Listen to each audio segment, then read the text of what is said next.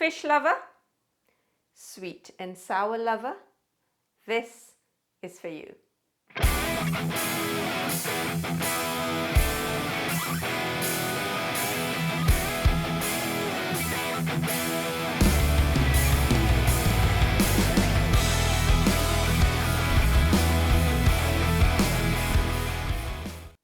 Hey folks, I'm Aslin Bloor from linsfood.com and Singaporean Malaysian recipes.com.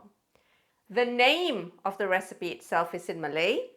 It's called Ikan Masak Tiga Rasa. Right there. So ikan is fish, masak is cooked or to cook, tiga is 3, T-I-G-A, and rasa is taste and flavor. So essentially, fish with 3 flavors.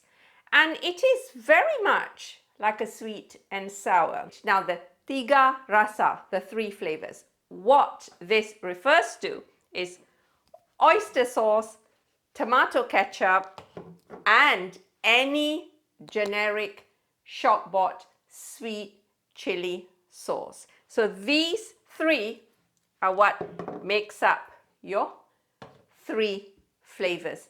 It's super easy. We quickly marinate the fish with turmeric and salt. We fry the fish to fully cook it. We make the sauce.